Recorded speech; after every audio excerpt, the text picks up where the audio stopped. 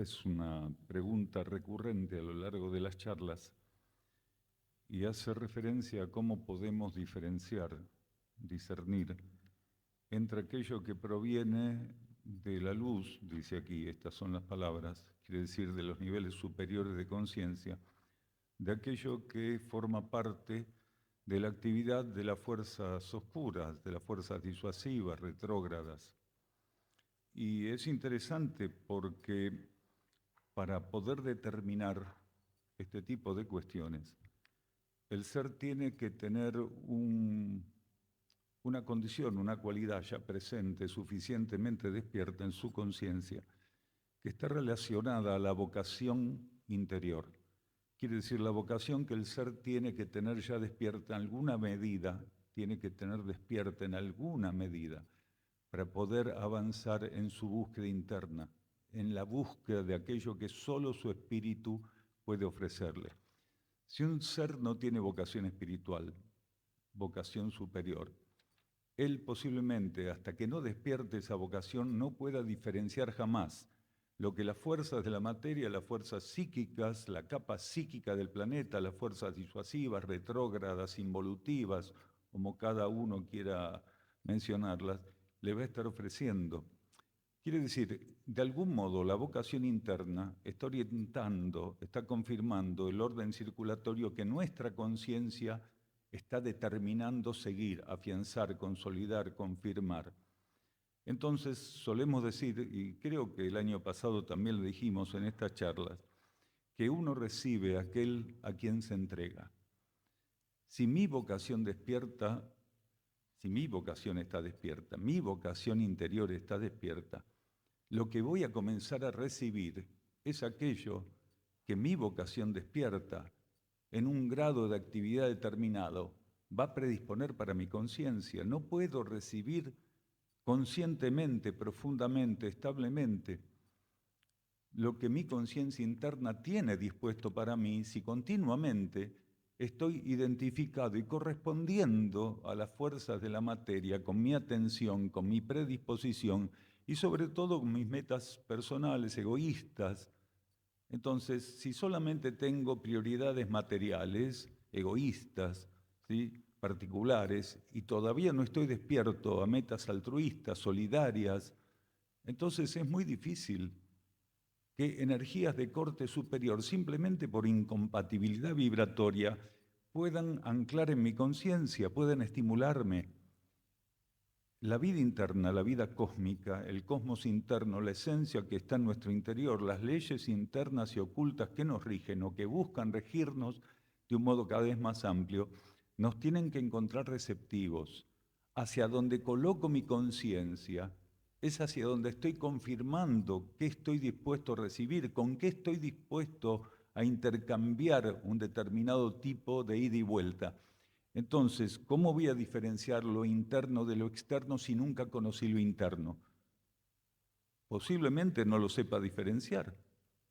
Es más, en estos tiempos de transición planetaria, las fuerzas disuasivas, es decir, las fuerzas que están ancladas en la capa psíquica del planeta, las fuerzas involutivas, debido al alimento profundo y profuso que les ofrecemos a través de pensamientos y sentimientos que las alimentan, tienen una capacidad de impacto, de persuasión, de fascinación sobre nosotros, de influencia, que muchas veces puede confundirse con energías internas, cósmicas, espirituales, energías de corte superior.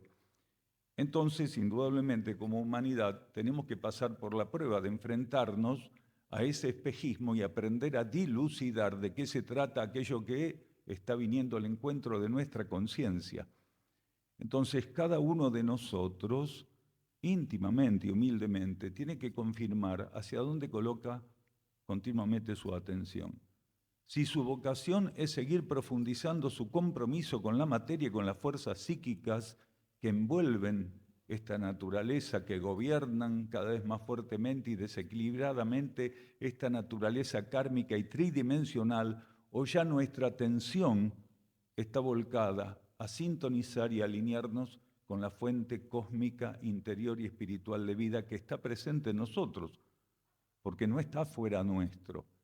Lo que no podemos transitoriamente sintonizar no está en otro lado, está en nuestro interior.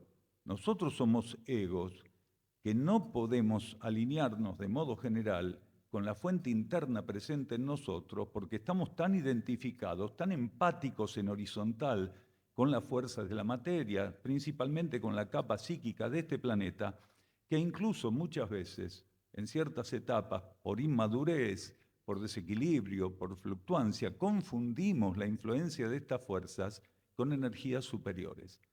Entonces, antes de contestarse cada uno de nosotros esto, deberíamos ver dónde estamos colocando nuestra atención, hacia dónde dirigimos nuestra energía, cuáles son nuestros propósitos, cuáles son nuestras metas.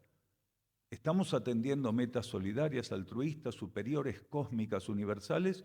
¿O todavía, a pesar de tener una incipiente curiosidad por algunas cuestiones que pueden ser espirituales, filosóficas, cósmicas, metafísicas, ocultistas o como cada uno le quiera llamar, en realidad eso solamente lo tenemos agarrado como alfileres y cuando tenemos tiempo lo ejecutamos o lo atendemos como si fuera un hobby?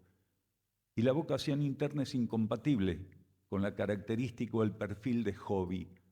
Hay personas, muchas personas, que creen que están en el camino espiritual porque tienen el hobby de, cuando les sobra un poco de tiempo dentro del tratamiento de sus metas personales y egoístas, ¿sí? Dirigir su atención hacia alguna cuestión que consideran que es espiritual o del tipo que fuera, pero la consideran superior. Y para atender las cuestiones internas, para estar a la altura y estar receptivos de la vida interna y aprender a diferenciar lo que proviene estrictamente del campo tridimensional, psicofísico, y lo que proviene de la vida supramental, interna, espiritual y cósmica, tenemos que colocar nuestra atención, nuestra energía, nuestra búsqueda seriamente y comprometidamente hacia esos niveles. Aquellos de nosotros que pudiéramos avanzar en ese sentido, podríamos contestarnos esa pregunta.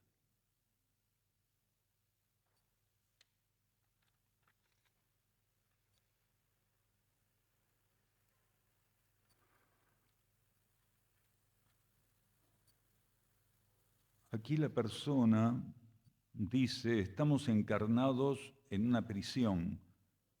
El ciclo reencarnatorio es una trampa.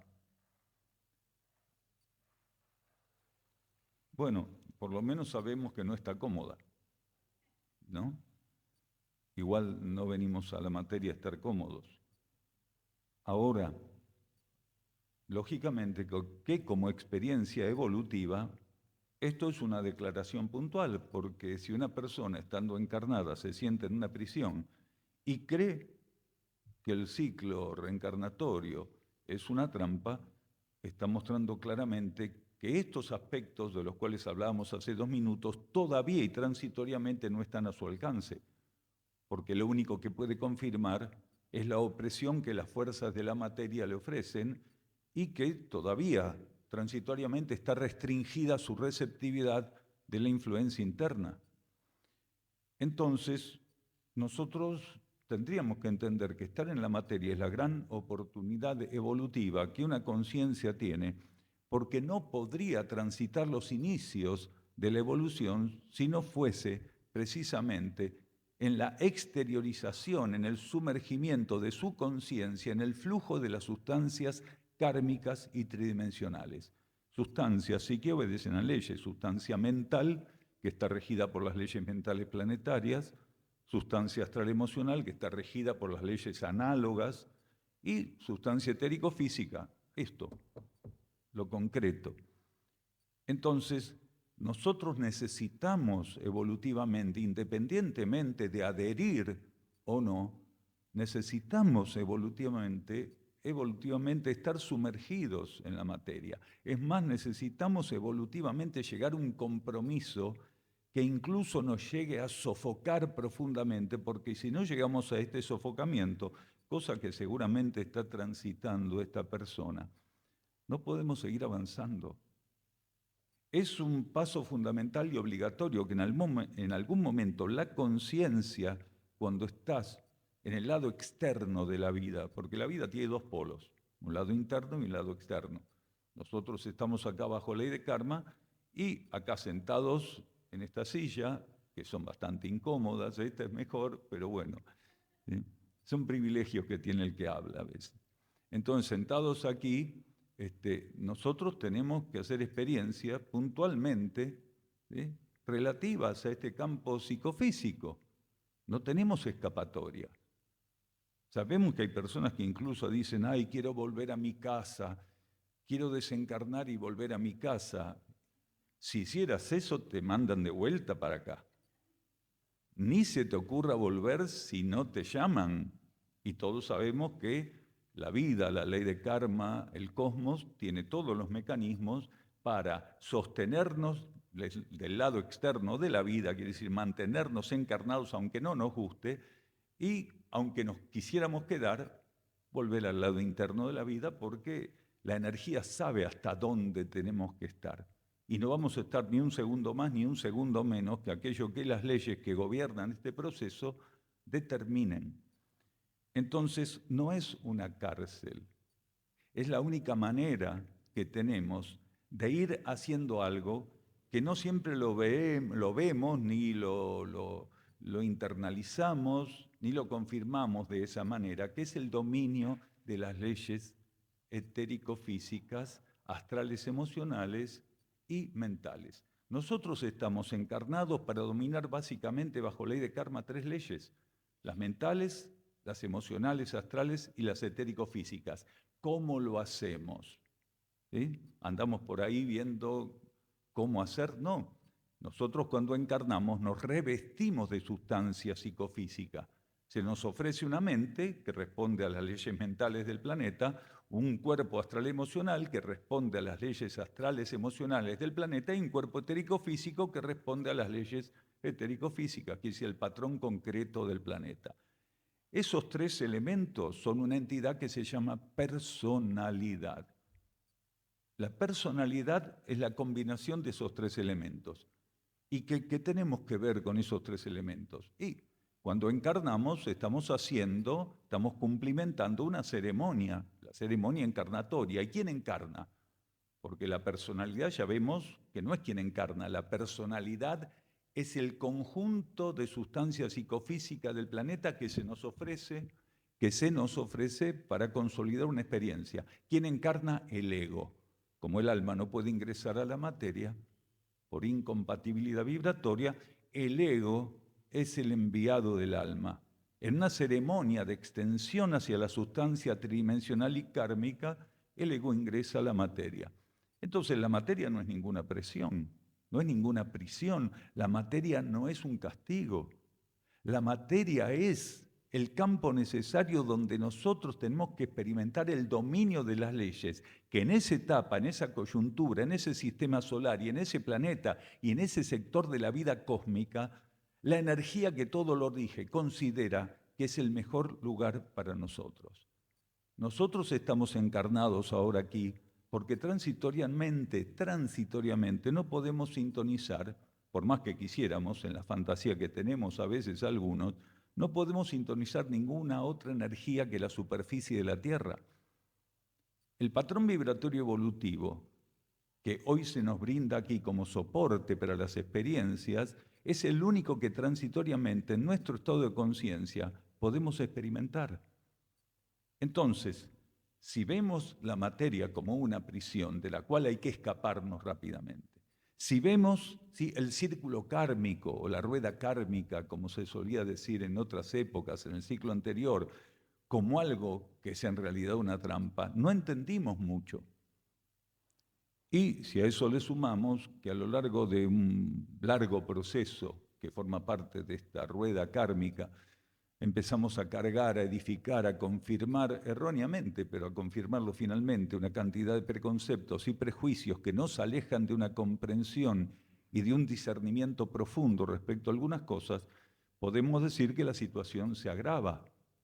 Lo primero que tiene que tener un ser para entender cuál es su relación con la materia es saber, confirmar profundamente, como una vivencia insoslayable, que la misma esencia que está en su interior está en el campo material donde transitoriamente está encarnado. La esencia no está ajena a nada. La esencia está en todo. Entonces, si nosotros empezamos a corresponderle a la materia con la comprensión de que en ella hay esencia, hay luz, hay vida cósmica, hay leyes que tenemos que sintonizar y avanzar para su dominio, entonces vamos a entender las encarnaciones y todo lo que involucra estar en la materia de un modo diferente. Conste que cuando decimos materia estamos hablando de un campo tridimensional, porque la sustancia mental, desde el punto de vista cósmico elevado, es sustancia material mental. Lo mismo el cuerpo astral o emocional, es sustancia astral emocional, pero es materia. Todo lo que conforma esta tridimensión es un grado de materia, solo que estamos tan, pero tan cristalizados y encallecidos por la identificación con lo concreto que creemos que materia es solamente lo concreto. Un pensamiento es un ensayo material. Un sentimiento es un ensayo material. Claro que dentro de los ensayos materiales tenemos contrapartes superiores de ese ensayo y contrapartes inferiores. Puedo corresponderle a lo que la ley de karma en el planeta me está ofreciendo con pensamientos inferiores, inestables, tóxicos. Lo mismo con sentimientos inestables, tóxicos, negativos. Y a raíz de eso con acciones que son empáticas a esa negatividad psíquica. Pero también puedo ensayar con aspectos de la materia de un modo superior. Puedo comenzar a expresar, a ensayar, a profundizar mi conciencia egoica en la materia, ¿sí?, con pensamientos superiores, con sentimientos superiores, y a raíz de eso, sosteniendo acciones superiores, y la diferencia es enorme. Entonces, si nosotros aprendemos a orientar como egos, ¿sí?, la personalidad que se nos da para estos ensayos, aprendemos a orientarla hacia la vida interna, en lo inmediato, en el nivel supramental, al alma misma. No hablemos del espíritu que está todavía más arriba, de la mónada, no, al alma misma, que está en el escalón inmediato por sobre encima de la mente, quiere decir la vida supramental. Si aprendemos como egos a orientarnos hacia la vida supramental, si confirmamos que nosotros no somos parte de la materia, sino que estamos en ella para hacer experiencias evolutivas, entonces gradualmente como egos, acercándonos a la fidelidad que nos corresponde en ese reconocimiento, sosteniéndonos del modo más estable posible, comenzamos a irradiar una energía que gradualmente toca el campo mental, toca el campo astral emocional y que va a terminar influenciando nuestras acciones. Cuando el ego se sostiene reconociendo la vida interna como su única meta, comienza gradualmente a influenciar el campo mental. La sustancia mental se hace más plástica, traslúcida, flexible. Empieza a orientarse gradualmente como un espejo hacia ese rumbo que el ego le está señalando. El ego es como ese dedo que señala la luna. Si la mente aprende a ver qué es lo que está señalando el ego y no mirar al ego, sino aquello que el ego le va revelando, la mente empieza a transformar la sustancia de la cual está compuesta, empieza a octavar el patrón vibratorio de esa sustancia, incluso la puede llevar a un grado de transmutación a esa sustancia, quiere decir de una elevación de la cual ya no se baja a nivel mental, quiere decir un patrón vibratorio y magnético en la sustancia mental de corte superior. Y a partir de que la mente puede hacer ese trabajo, el cuerpo emocional o astral, sin ya la complicidad de una mente que se involucra con la materia y con los reclamos de ese cuerpo, gradualmente, y esto también lo dijimos el año pasado, gradualmente el cuerpo emocional empieza a reconocer la misma meta que el ego le señaló a la mente y que la mente le está transmitiendo a él.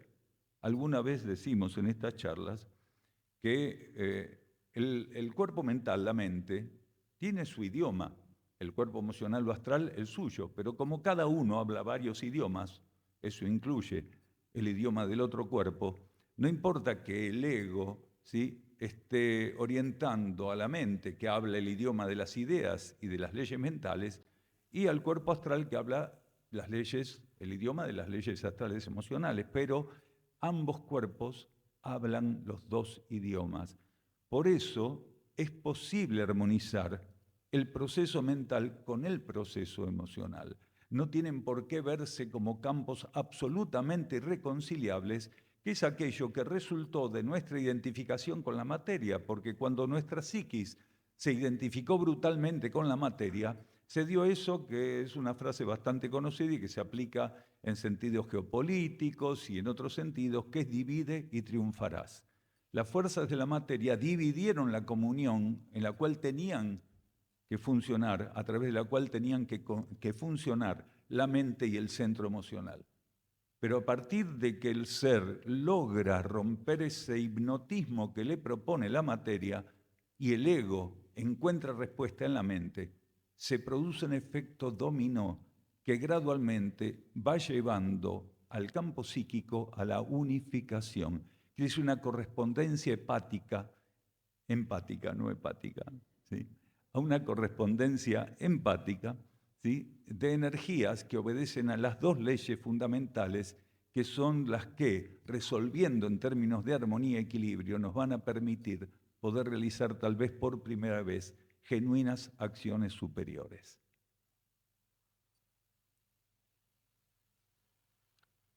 Es muy frecuente porque algunas personas suponen que hablar de alma y de espíritu es lo mismo, y son núcleos de conciencia diferenciables y diferenciados, y cada uno cumple con un rol puntual. Entonces, ¿cuál es la diferencia entre alma y espíritu? Dice acá. Aquí hay en este papel 3 consultas. Entonces, vamos por la primera. Nosotros no estamos compuestos por esto que se ve aquí, estrictamente y exclusivamente.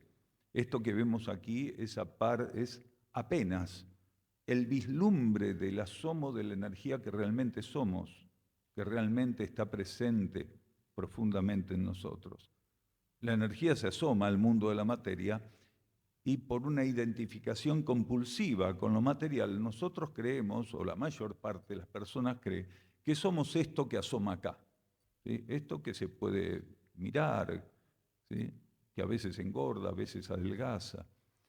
Y en realidad, esto es solamente el nivel más bajo en términos vibratorio, magnético y energético de los niveles que nos constituyen, donde nosotros estamos polarizados. Entonces, tenemos 7 niveles de conciencia. En cada uno de esos 7 niveles tenemos un núcleo de conciencia activo. El superior, el primero, es lo que se conoce como conciencia divina, nuestro regente divino, ¿sí?, el regente, la conciencia divina, el núcleo divino, ¿sí?, el futuro avatar, el Adi, como dicen en algunas filosofías orientales. Después, por debajo de esto, está el espíritu, que en cosmosofía se denomina mónada. Por debajo de la mónada, del espíritu, cuando está suficientemente maduro, el ser, en este caso la mónada, está lo que se conoce como cuerpo de luz o traje de luz. Por debajo de ese cuerpo de luz o traje de luz, en el cuarto nivel, el intermedio entre el primero y el séptimo, está lo que se conoce como alma. Ese cuarto nivel intermedio también es conocido como nivel intuitivo, quiere decir un alma que está en un estado de madurez suficiente, está polarizada, quiere decir está presente, actuando, ¿sí?, está instalada en el cuarto nivel, en el nivel intuitivo de esos 7 niveles. Por debajo del nivel del alma está la conciencia, el núcleo mental del individuo, por debajo el astral emocional, y en el séptimo subnivel, el etérico físico, esto que se asoma aquí y que para algunos es la única verdad. Entonces, vemos claramente que el espíritu o la mónada está en el segundo subnivel de arriba hacia abajo y el alma está en el cuarto subnivel, en el intuitivo. ¿Y por qué? Que es algo así como algunos dicen que ciertos gusanos tienen 7 cerebros y que no, esto tiene una lógica evolutiva puntual.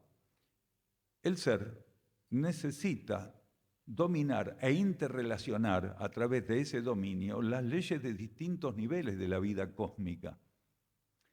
El nivel más bajo de la vida cósmica se llama físico-cósmico, el más bajo. De ahí para arriba, la escala de los niveles es inmensa, infinita, pero el más bajo es el físico-cósmico. Estos 7 niveles que nosotros acabamos de describir son los 7 niveles de ese nivel físico-cósmico.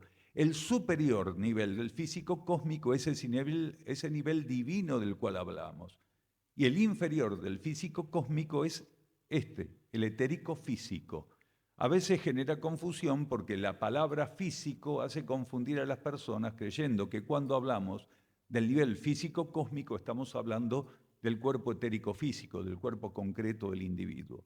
Entonces, nosotros necesitamos esa cantidad de núcleos de conciencia en función de que el aprendizaje evolutivo sea una correlación ida y vuelta de energías a través de los núcleos que tenemos activos y despiertos en cada uno de esos 7 niveles. Entonces, a medida que la energía divina es adaptada por la mónada, por el espíritu, y volcada hacia los otros 5 niveles por debajo de ella, y llega aquí, a este campo de energía tridimensional y kármico, etérico-físico, astral-emocional y mental, nosotros pasamos a estar habilitados para ir haciendo cierto tipo de experiencias en función de la cualidad o condición de esa energía que desciende. ¿Y por qué varía esa cualidad o condición? Decimos en función de esa energía que desciende. Porque la mónada en su propio nivel pasa por procesos expansivos. La mónada del espíritu en su propio nivel pasa por iniciaciones. Claro, iniciaciones monádico-cósmicas, quiere decir acorde a lo que ese núcleo de conciencia monádico-espiritual está en condiciones de asumir. Pero las iniciaciones monádico-cósmicas que hacen que la mónada vaya ampliando el dominio de las leyes de ese nivel, no pueden volcarse sin ser adaptadas, sin ser realmente modeladas para que puedan llegar al nivel de la personalidad y el ego en el voltaje adecuado. Entonces, ahí es que el alma es la receptora de la energía monádica, la adapta para que los vehículos de la personalidad y el ego no queden fulminados. Es como un transformador, acá en la provincia de Córdoba se conoce como EPEC, la empresa que administra la electricidad. Bien, es como un transformador de EPEC que, si no regulara la energía que va a ingresar a un domicilio, vuela todo por el aire. Entonces, nosotros, como egos y personalidades, no podemos receptar directamente el voltaje de la energía monádica. La mónada, insistimos, va expandiendo continuamente su voltaje, su amplitud, a medida que va transitando las iniciaciones. El alma adapta esa energía, pero sin dejar de lado el paso por iniciaciones, solo que las iniciaciones monádicas o del espíritu están dadas en un nivel y el del alma en otro. ¿En qué nivel el alma vive iniciaciones? En el nivel en que se encuentra polarizada según su evolución. Si el alma es un alma despierta, está pasando por iniciaciones en el nivel intuitivo. Ahora, si el alma todavía no estuviese despierta, lo que estaría en correspondencia con un espíritu y una mónada que no estuviesen despiertos aún, el alma estaría polarizada, quiere decir asentada en el nivel mental superior, lo que se conoce también como mente abstracta. Entonces, la diferencia puntual entre mónada o espíritu y alma es esa. Son núcleos de conciencia que se complementan para que los flujos de energía, para que la actividad cósmica que les corresponde en cada etapa pueda ser distribuida y asimilada en función de la respuesta evolutiva que deben generar. Y decimos respuesta evolutiva, pero esto hay que verlo a partir de ciertas etapas. Porque por más que un ser tenga una mónada, un espíritu y tenga un alma, esto no garantiza que siendo egos y personalidades, aquí haciendo una experiencia evolutiva, kármica y tridimensional, estén respondiendo al beneficio de ser destinatarios de esas energías interiores y espirituales. La mayor parte de los egos, acá en la materia, y de las personalidades, son refractarios al beneficio de poder ser destinatarios de la energía interna espiritual, tanto de esa energía originaria que la mónada libera, que el alma adapta y vuelca hasta estos niveles. La mayoría de esos flujos de energía no encuentran permeabilidad en los egos y las personalidades. Por eso es que la situación planetaria tiene las características de desequilibrio, desarmonía y toxicidad que todos conocemos. Entonces, podemos decir que la pregunta está resuelta, la primera parte de la pregunta. Ahora vamos a la otra. Habla de los 3 días de oscuridad. Quisiera saber sobre los 3 días de oscuridad. Y aquí alguien también hablaba de esto. Sí. ¿Hay diferencia entre el apagón mundial y los 3 días de oscuridad? Parece que los 3 días de oscuridad están primeros deben estar teniendo muchos likes en estos momentos en Internet. Hay temas que aparecen así cada tanto. Algunos años, cuando íbamos a dar charlas, encontramos de 100 preguntas, 40 que seguramente habían sido sacadas de algún tema de Internet, porque parecían casi clonadas, pero está bueno, porque estamos para eso, ¿no? Ahora, lo interesante es, por ejemplo, que nos pregunten si los 3 días de oscuridad, ¿sí?, son lo mismo que esta cuestión de un apagón mundial. Hay una diferencia inmensa, porque si bien la oscuridad puede no categorizarse, lo que sí puede categorizarse son los fundamentos para la oscuridad. Entonces, un apagón mundial puede ser un proceso que depende estrictamente, por ejemplo, de tormentas solares.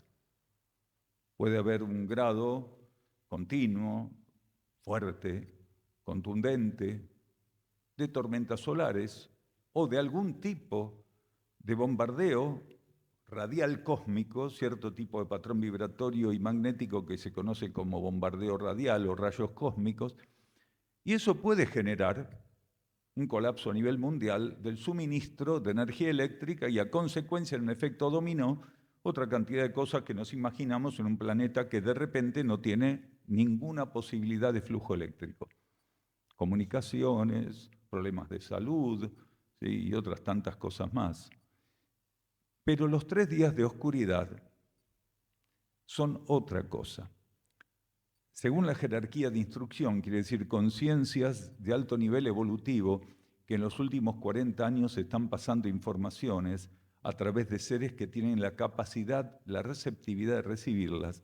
Según la jerarquía de instrucción, estos 3 días de oscuridad forman parte del cierre de la transición planetaria en función de poder organizar mejor aspectos de la evacuación y el rescate de los seres que están en la superficie de la Tierra. ¿Por qué decimos en función de la evacuación y el rescate? Porque si el rescate y la evacuación no contaran con estos 3 días de oscuridad absoluta, habría un desgaste de energías inmenso para organizar el rescate.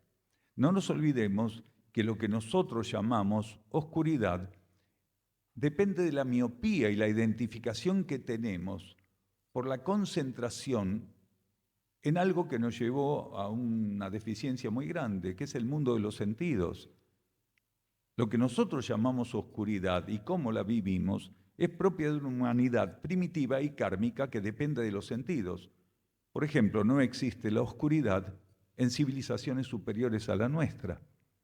Las civilizaciones que están bajo ley de ciclo, bajo ley evolutivo superior, ni hablar de las civilizaciones que están bajo leyes de equilibrio, no pueden de ningún modo tener experiencias como la que nosotros denominamos oscuridad. Para nosotros, oscuridad es la incapacidad de usar, ¿sí?, los globos oculares para diferenciar la realidad. Entonces, estas jerarquías van a anular las leyes, ¿sí?, luminares, quiere decir, van a revocar la capacidad kármica que tenemos de identificar la realidad a través de los glóbulos oculares. Entonces, por más que un ser quisiera prender un fósforo, la ley que lo habilita para poder ver no va a estar activa, que es una subsidiaria de la ley de karma. Nosotros podemos usar los sentidos en función de que la ley de karma habilita el uso de esos sentidos. ¿Por qué? Porque el uso de los sentidos forma parte del dominio de la ley de karma o de las leyes que la ley de karma nos propone dominar. Entonces, en esos 3 días de oscuridad, por más que un ser, hay seres que ilusamente dicen, no, yo ya preparé linternas de una alta duración, yo tengo baterías cargadas, cada tanto, por más que cargue lo que cargue, un farol de querosén, ¿sí? No, tengo fósforos por las dudas.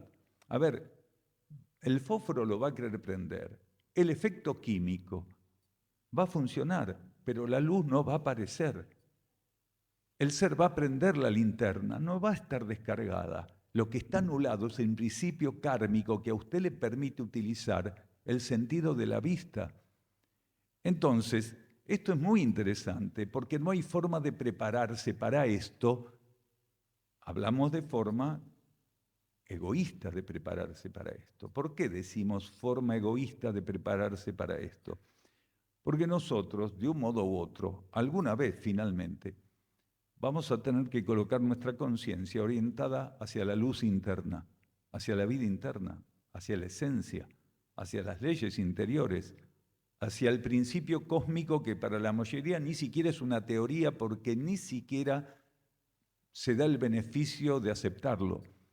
Entonces, cuando lleguen esos momentos, si estamos encarnados, porque muchos de nosotros no vamos a estar encarnados en esos momentos, pero aquellos que estén encarnados, cuando llegue el momento de esa ceremonia de 3 días de oscuridad, y el número 3 tiene un sentido muy puntual que ahora vamos a explicar, ¿sí?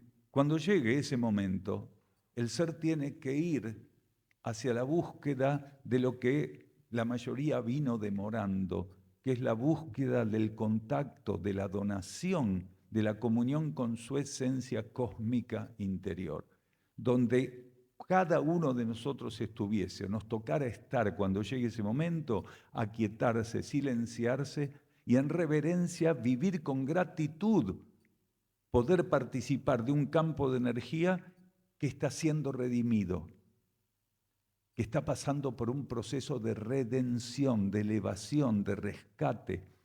Entonces, aquí no se trata de buscar hacer un truco para poder ver cuando los demás que no saben el truco van a pasar 3 días de oscuridad. Aquí se trata de entender que estos 3 días de oscuridad están representando cada uno de nuestros núcleos de la personalidad que hasta el día de hoy vienen respondiendo más a la oscuridad que a la luz. Cada día de oscuridad está hablando del campo mental, del campo astral emocional y del campo etérico físico, que la mayoría mantuvo en oscuridad. Entonces ahora la vida cósmica va a colocar simbólicamente en una oscuridad que no puede ser vulnerada, de la cual no se puede escapar. Cuando pudimos salir de la oscuridad no lo hicimos. Bien, esta vez la oscuridad va a ser invulnerable. No vamos a poder modificar ese proceso, esa experiencia. ¿En función de qué? De la respuesta evolutiva que en conjunto le dimos al ofrecimiento cósmico que este sistema solar en este planeta nos puso delante.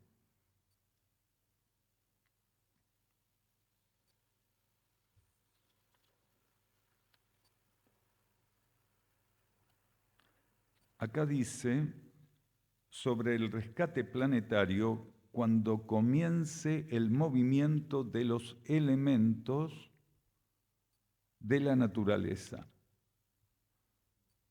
Sobre el rescate planetario cuando comience el movimiento de los elementos de la naturaleza. Un poco es la misma pregunta que la segunda, ¿no? Es como una extensión.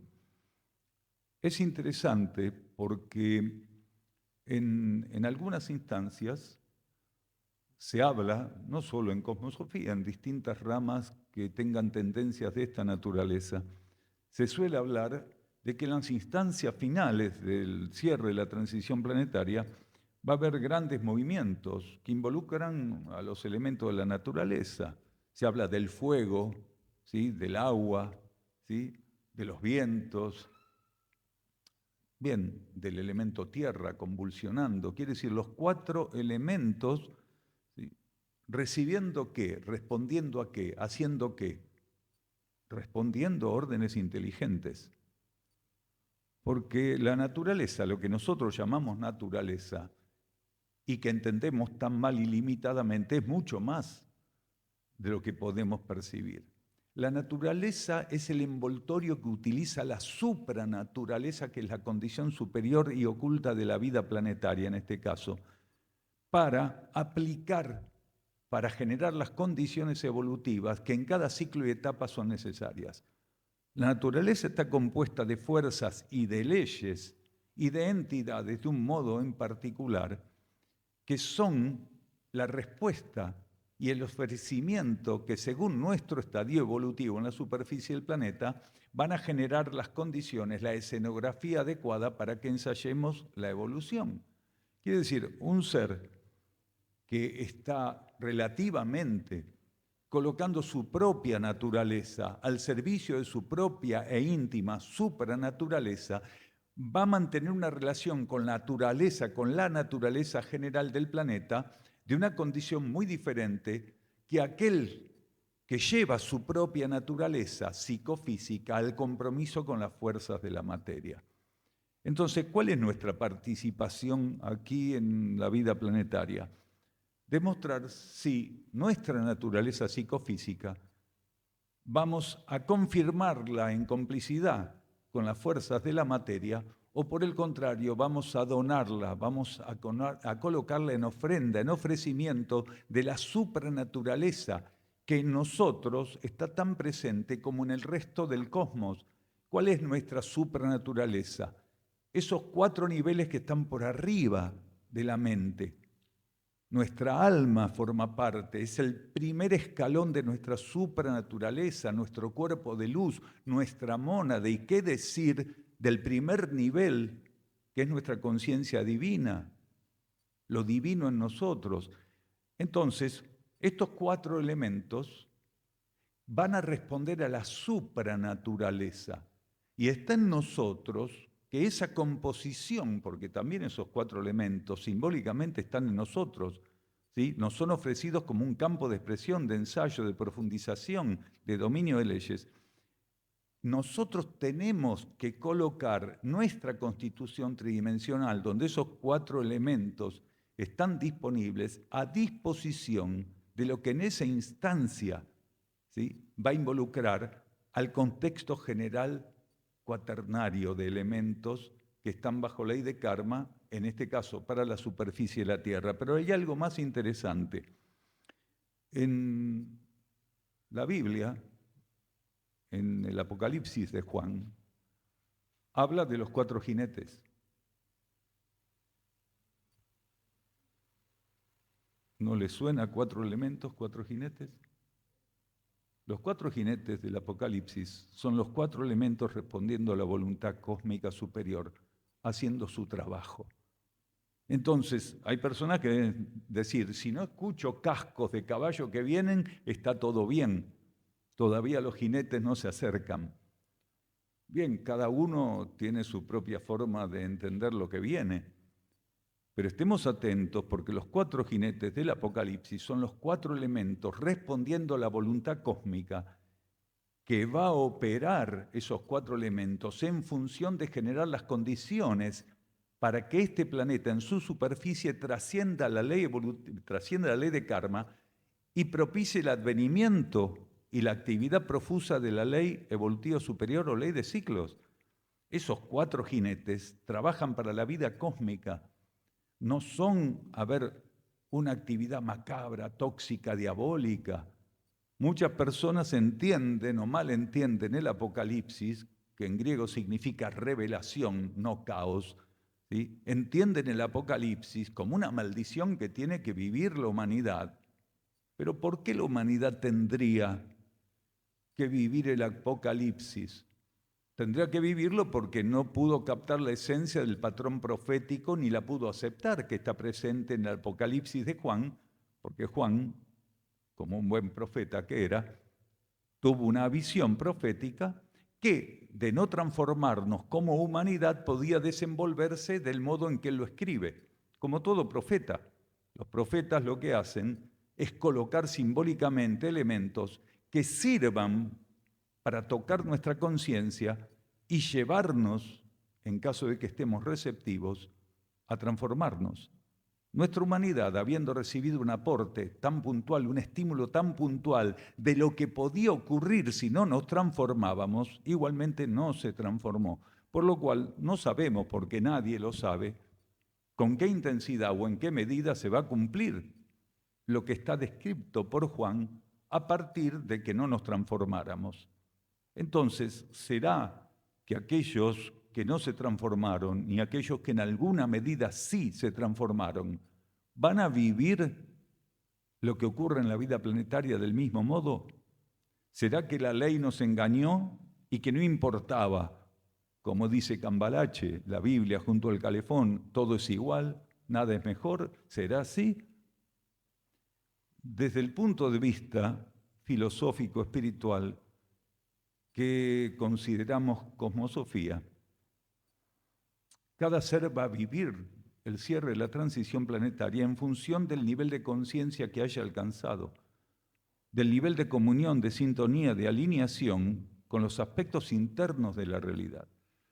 Aquellos que estuvieran profundamente identificados con los juegos de fuerza psicofísicos del campo tridimensional y kármico van a vivir seguramente de un modo muy cruento, traumático posiblemente, lo que involucre el cierre de la transición planetaria. Y quienes hubieran logrado un grado de avance interno, de comunión interna, de sintonía suficientemente estable, de alineación genuina con su fuente cósmica interior, no van a dejar posiblemente de ser testigos de una cantidad de cuestiones, solo que esos seres posiblemente ya viven lo que fuera que la vida coloque para ellos en armonía y en equilibrio. Un ser que esté identificado con la materia vive con desequilibrio y desarmonía cualquier cuestión que le moleste o que le genere miedo o incomodidad. Mientras que los seres que aprendieron a aceptar con gratitud, con reverencia genuina lo que la vida coloca, aprendieron a vivir, y posiblemente para esa etapa aún más, a vivir con aceptación, con armonía y equilibrio lo que les tocara, incluso en un final de cierre que para quienes no tienen comunión interna podría ser caótico, podría ser, absolutamente incómodo y desequilibrante.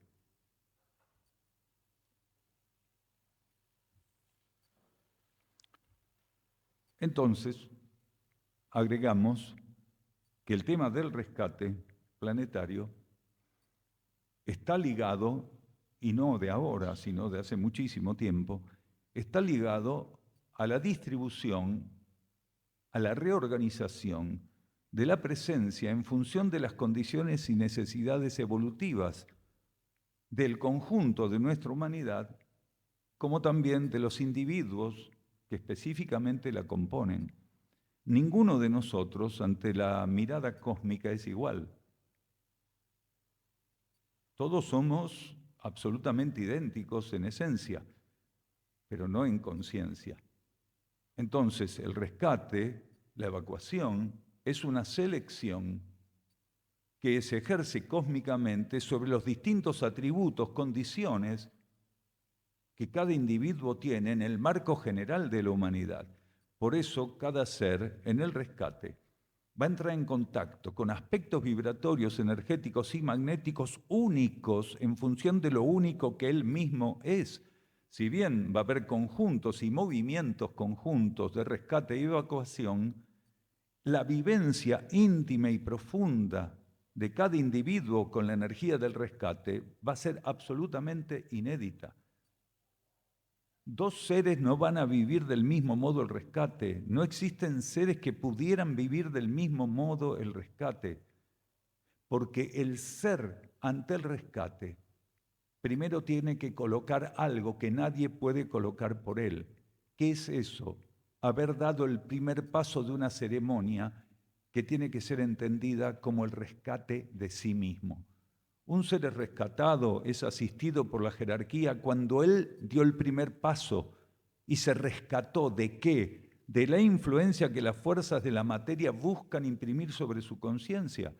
Un ser no puede ser rescatado mientras él no se rescata de la relación que tiene con las fuerzas psicofísicas, con las fuerzas involutivas, con las fuerzas retrógradas.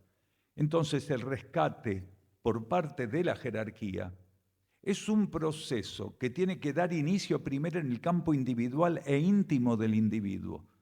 La jerarquía no puede rescatar a aquel que no dio un primer paso, no consolidó realmente su relación con la energía redentora que es la que rige el rescate. Nosotros estamos en un universo de segundo rayo, quiere decir de amor-sabiduría, un universo crístico. Es decir, el núcleo redentor para nuestra humanidad es precisamente la jerarquía crística. Algunos le llaman el Cristo, no importa cómo le llamemos. Segundo rayo, amor, sabiduría, energía crística. Esa energía que rige esta etapa del planeta y del sistema solar es el núcleo redentor. Cuando un ser, ¿sí?, rompe la influencia que buscan las fuerzas psíquicas tener sobre él, sin saberlo, porque la mayoría que puede avanzar en eso no lo sabe, está avanzando hacia la fuente redentora. Él se está rescatando para ir al encuentro del núcleo redentor, quiere decir, del núcleo que simbólicamente es el receptor de todo aquel que puede vencer las fuerzas de la materia sobre sí mismo. Entonces, el rescate tiene ese primer paso. El ser se prepara para el rescate cuando se rescata a sí mismo. Pero como evolutivamente nosotros estamos en un estado muy primitivo y no podemos seguir las etapas subsiguientes del rescate con nuestras propias energías, la jerarquía tiene que venir a consolidar, a completar la ceremonia de rescate. ¿Por qué decimos por nosotros mismos? Porque en civilizaciones, incluso kármicas, pero más avanzadas que las nuestras, cuando se agota un ciclo, las conciencias, si lograron avanzar suficientemente en el dominio de algunas leyes, se desplazan sin necesidad de ser desplazadas por las jerarquías. Aprenden a trabajar en comunión, a elevar su conciencia y a migrar hacia cierto campo de energías para comenzar un nuevo ciclo, una nueva etapa. Pero nosotros, incluso los seres que pudieran tener más avance en ese sentido, no tenemos capacidad de desplazarnos hacia un núcleo superior que nos permitiera ser preparados y redirigidos hacia el nuevo estado de conciencia que como humanidad tuviéramos que experimentar. Entonces, el rescate y la evacuación, si lo vemos de esta manera, no son algo que pudiéramos definir como, meritorio para el conjunto total de nuestra humanidad. Porque el conjunto total de nuestra humanidad a las claras muestra su identificación y complicidad con el desequilibrio impuesto y ofrecido por las fuerzas retrógradas, por las fuerzas psicofísicas. Entonces, según informaciones de la jerarquía, solamente un 10% aproximadamente, y de aquí a que siga avanzando la transición planetaria podría aún disminuir ese porcentaje, solamente un 10% está en condiciones de recibir la asistencia del rescate como una ceremonia asumida por la jerarquía por nuestra incapacidad de desplazarnos por propio dominio de leyes cósmicas hacia el campo energético que nos espera. Entonces, solo un 10% aproximadamente estaría en condiciones de esto. Ahora, para cerrar la esencia de esta consulta, tener en cuenta que rescate y evacuación no es lo mismo. Esto también lo hablamos creo que el año pasado, pero tenerlo en cuenta porque rescate es una cosa y evacuación es un dimensionamiento puntual de rescate. Todos los seres evacuados son rescatables, pero no todos los seres rescatables pueden ser considerados evacuados. ¿Por qué? Evacuado es el ser rescatable que cuando se rearmonice la superficie de la Tierra y esté siendo regida por la ley evolutiva superior, va a ser reimplantado, va a retornar a la superficie terrestre, pero ya no bajo ley de karma, sino bajo ley evolutiva superior o de ciclos, con un nuevo código genético y un coeficiente evolutivo de 69/100. Quiere decir un coeficiente de liberación de luz de 69/100. Pero el resto de los seres rescatables que no son considerados evacuables o evacuados van a ser distribuidos en campos superiores de vida, solo que no en la superficie de la Tierra. Porque muchos seres están terminando en este momento la experiencia conjunta que ofreció la superficie de la Tierra bajo ley de karma. Entonces, existe una infinidad de núcleos de conciencia, de mónadas, que van a ser redistribuidos, van a ser migrados, ¿sí?, en distintos ámbitos de la vida cósmica. Y cuando decimos vida cósmica, incluimos la cosmicidad de los niveles internos de nuestro planeta. Hay seres que van a ser rescatados aquí, en la superficie de la Tierra, pero no van a ser evacuados, no van a volver a la superficie, como decíamos, pero pueden ser dirigidos a las civilizaciones internas, como por ejemplo la civilización de Erx, cuyo epicentro está aquí, en esta área que todos conocemos. Entonces, un ser puede ser, luego de rescatado, adaptado vibratoriamente, se le ofrece una relación diferente con la sustancia cósmica planetaria y solar y puede ser acogido en una civilización interna del planeta, Erx o cualquier otra de las 6 o más civilizaciones intraterrenas que hay, así como también de los otros 3 tipos de civilizaciones internas del planeta.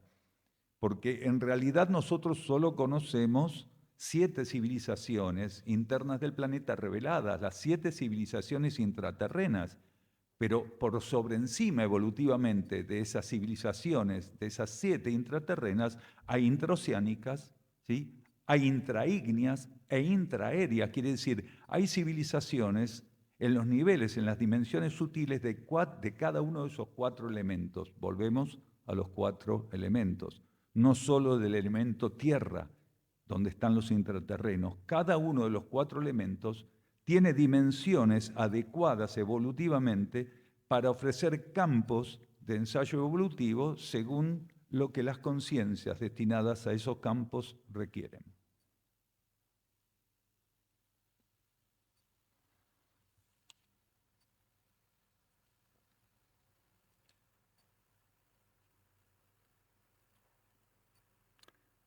Y aquí preguntan, que esto también suele estar, respecto a estas leyes que estábamos hablando, explícanos por favor la ley de ciclos.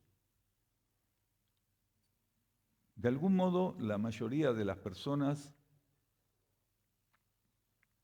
de la superficie terrestre suelen a lo largo de su vida pronunciar la palabra karma, lo que no implica la comprensión de lo que es la ley de karma. Pero digamos que de algún modo Occidente avanzó un poco, aunque sea al incorporar el término, porque todo término tiene un patrón vibratorio, energético y magnético que se desprende de él cuando lo usamos, incluso cuando no sabemos muy bien lo que estamos diciendo. Entonces, finalmente, ahora que estamos por trascender la ley de karma y que cada uno, aunque sea una vez en la superficie de la Tierra, escuchó la palabra karma o la utilizó, bien, ahora que casi todo la pronunciamos o la conocemos, es el momento de trascender esa ley en la superficie de la Tierra. Y la ley que va a suceder al proceso evolutivo sostenido por la ley de karma en la superficie de la Tierra, porque no todo el planeta está bajo ley de karma, sino algunos niveles del planeta. La superficie es uno de ellos. Entonces, la superficie de la Tierra va a trascender la ley de karma y la ley que va a comenzar a regir de lleno ese proceso y que ya está actuando ahora, solo que de un modo oculto y subjetivo, es la ley conocida como ley de ciclos, también denominada, en algunos casos, ley evolutiva superior. Entonces, estamos en transición planetaria. Aquellos que están más identificados, crudamente identificados con todo el historial kármico que como humanidad venimos transitando, no podemos dar crédito. Muchas de esas personas no pueden dar crédito de que la ley de karma va a dejar de existir. Como algunos, porque está asociado a la ley de karma y al polo masculino que alimentó y sostuvo la ley de karma, no pueden dar crédito que los chakras vayan a dejar de existir. ¿Cómo si chakras hubo siempre? Si ley de karma hubo siempre. Entonces, para algunas personas somos algo así como mentirosos cósmicos alucinados. Pero si nosotros entendemos que el cosmos y todo lo que lo contiene expansivamente se rige por pulsos, etapas y ciclos, no tendríamos que dar un demérito a esta información de que en algún momento un ciclo como en este caso, ¿sí?, de la expresión kármica del planeta, puede agotarse. Y no deberíamos dar un demérito o descreer de que puede ser otra ley la que pase a regir el campo que antes estaba regido bajo ley de karma. Entonces, objetivamente, la ley de ciclos ya está actuando, está en cohabitación con la actividad kármica. ¿Por qué está en cohabitación? ¿Cómo puede ser? ¿O estamos bajo ley de karma o estamos bajo ley evolutiva superior o de ciclos? No, estamos en transición. Y una transición es un campo de energía, una constitución vibratoria, magnética, energética, muy específica. Es una adaptación cósmica para que elementos que fuera de un ciclo de transición son incompatibles y que no pueden cohabitar, en la transición cohabiten. En este momento, en la transición planetaria, cohabita la influencia y actividad de la ley de karma y la influencia y la actividad de la ley evolutiva superior o de ciclos. ¿Pero de qué modo cohabitan? Como en el cosmos, nada es estático. Si la ley evolutiva superior tiene que regir finalmente este campo de energía que ahora rige la ley de karma, ¿sí?, no puede estar estático. Entonces, la ley de karma está en una retirada muy sutil y la ley de ciclos está en un avance muy sutil. Una se retira, va entrando en hipofunción, la otra va entrando en hiperfunción. Pero como son leyes cósmicas, quiere decir, responden a la voluntad de la energía única del cosmos, no lo vamos a vivir ni a percibir como que una está empujando y echando a la otra. No es que llegó un nuevo matón al barrio y está echando al que no le puede hacer frente. Al contrario, la ley de karma como la ley de ciclos son aspectos de la energía que encuentran en grandes conciencias cósmicas las herramientas ceremoniales para su hiperfunción como su hipofunción. Quiere decir, la ley de ciclos o evolutivo superior hay que entenderla como el advenimiento de jerarquías cósmicas de mayor nivel que son capaces de imprimir a la superficie de la Tierra la influencia y la conducción por parte de energías y de leyes de carácter superior, mientras que las jerarquías kármicas se están retirando porque van a ser reorientadas en su función hacia universos kármicos que van a depender y necesitar de ellas. Entonces, transitoriamente, lo que reste de la transición planetaria es precisamente el cierre de ese traspaso de energías, de esa cohabitación dinámica, una entrando en hipofunción y la otra en hiperfunción. Cuando eso esté listo para agotarse, se cierra la transición y esos 3 días de oscuridad, esa limpieza total, esa armonización total, esa purificación total que cada uno percibe que se está acercando, porque ciertamente cada uno está percibiendo esto, no de la misma manera. Pero los que estamos aquí un día domingo, en vez de estar, paseando por la toma o sacando fotos al Uritorco, o cazando naves o platos voladores, estamos viendo las cosas de otra manera. Nosotros ya estamos percibiendo que algo se está cerrando. Nosotros ya lo estamos viviendo.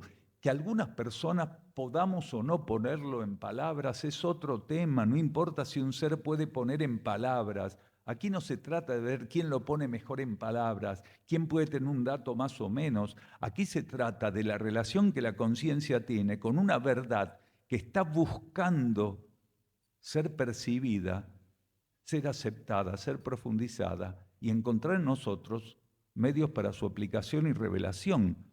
Esto es lo que está pasando. Entonces, gradualmente, todos nosotros, a medida que todavía tenemos un margen, que esto no se precipite para su cierre, tenemos que asumir el compromiso de transformarnos. La transición planetaria No basta con ser aceptada por los individuos, confirmada en aceptación. Un individuo realmente mantiene una relación de compromiso maduro con la transición planetaria cuando él ejecuta en sí mismo su propia transición como partícula constitutiva del planeta. Quiere decir, mi compromiso tiene que ser concretar la transición en mi propia conciencia para confirmar el orden circulatorio de la transición general del planeta. Yo no puedo tener una vida aparte de la transición, no puedo estar inércico, comprometido con la fuerza de la materia, con lo que imprimen cuando no estamos atentos. No puedo seguir cómplice de un orden que va en sentido circulatorio de las necesidades solares que el planeta tiene que asumir. Entonces, ese es el compromiso que tenemos. Más allá de todos los escollos, de todas las pruebas, de todas las interferencias, ¿sí? Saber que todo eso puede transitarse y superarse de un modo superior, ¿sí? Valga el juego de palabras y la redundancia, en función de la sintonía, alineación, entrega y vocación interior que seamos capaces de sostener y acrecentar. Entonces, el rescate, la evacuación planetaria, ¿sí? El participar de la transición planetaria hasta su cierre es un trabajo para todos nosotros.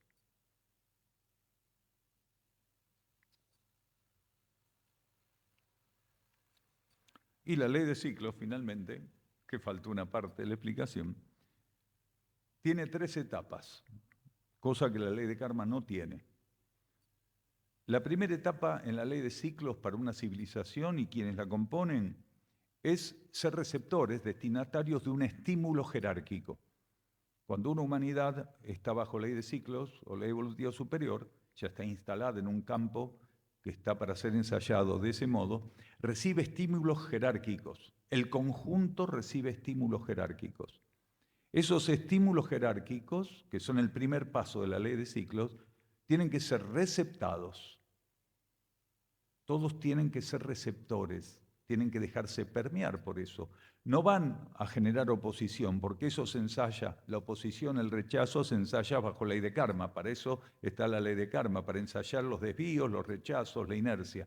Entonces, bajo ley de ciclos, somos receptores de estímulos. Quienes estamos bajo esa ley somos receptores de estímulos.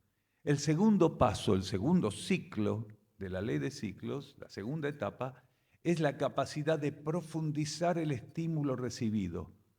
Quiere decir que nuestra conciencia entra en comunión con la esencia del estímulo. Primero lo receptamos, lo sintonizamos, la segunda etapa lo profundizamos y la tercera y última etapa de la ley de ciclos es concretar el resultado de esa profundización. Entonces, una civilización bajo ley de ciclos o ley evolutiva superior está permanentemente, de un modo dinámico, recibiendo un estímulo, profundizándolo y aplicando el resultado de esa profundización. Recepción, sintonía, profundización, aplicación.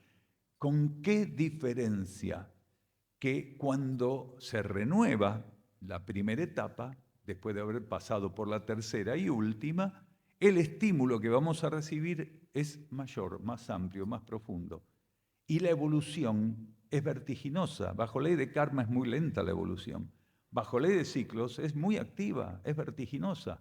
Entonces vuelvo a recibir un estímulo, pero esta vez de un carácter superior. ¿Por qué? Porque mi conciencia, cuando cumplimentó las 3 etapas anteriores, se expandió.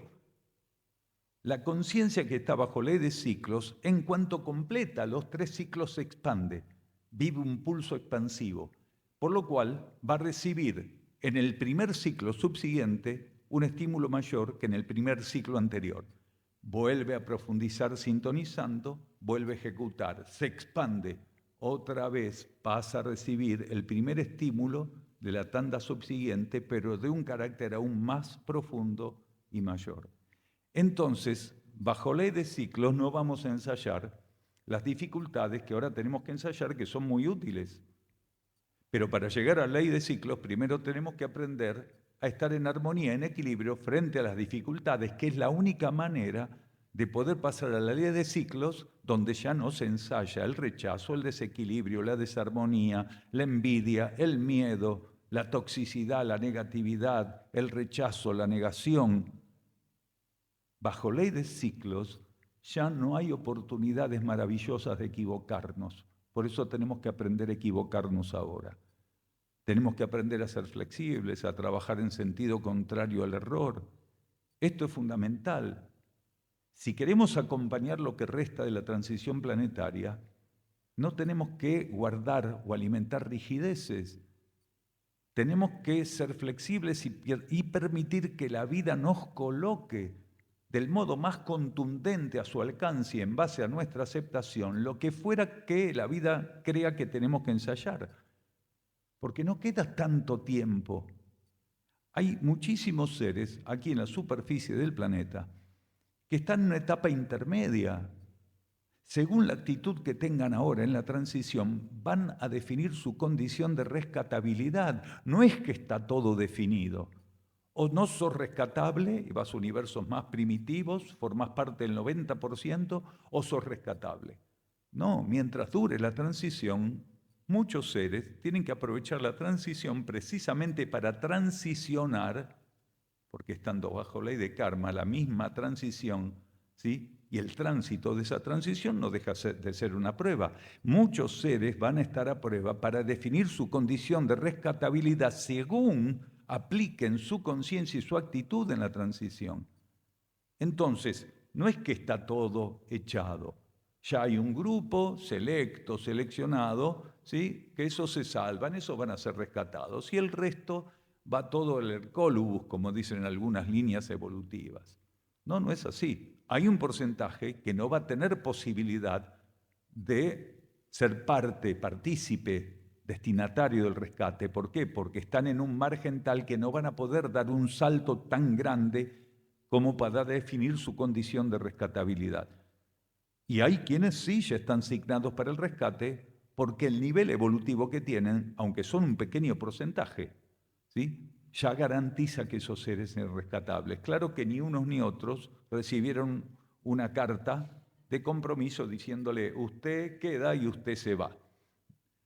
Pero hay un porcentaje entre esos dos núcleos, ¿sí? Desparejos, pero dos núcleos, que, como decíamos, tiene que definir su condición de rescatabilidad.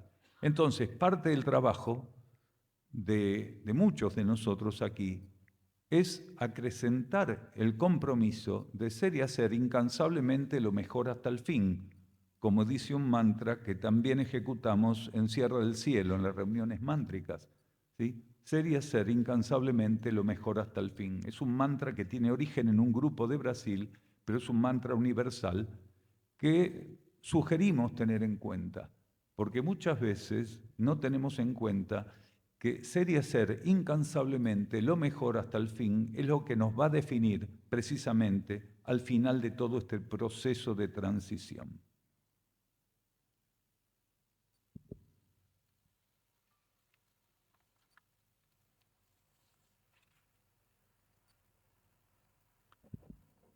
Acá dicen en algunos estudios, hace referencia al cuerpo cosmosonomedular. ¿Podría ampliar sobre esto?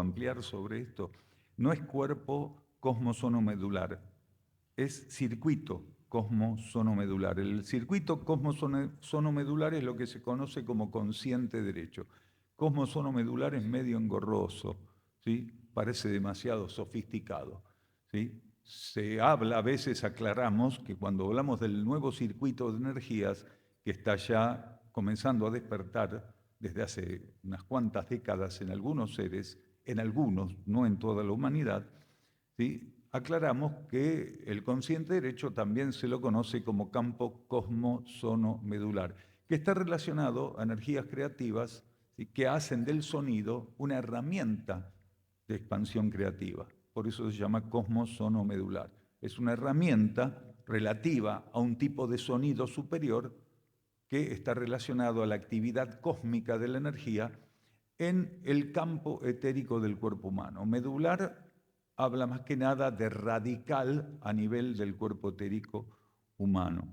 Entonces, este es el nuevo circuito de energías que está despertando en algunos seres que ya tienen algún tipo de proceso evolutivo más avanzado que el conjunto general de la humanidad. Y esto no es discriminatorio, no es evaluar quién es más evolucionado o quién no, porque nadie sabe si está o no comenzando a despertar este campo cosmosonomedular o el consciente derecho. Nadie sabe eso.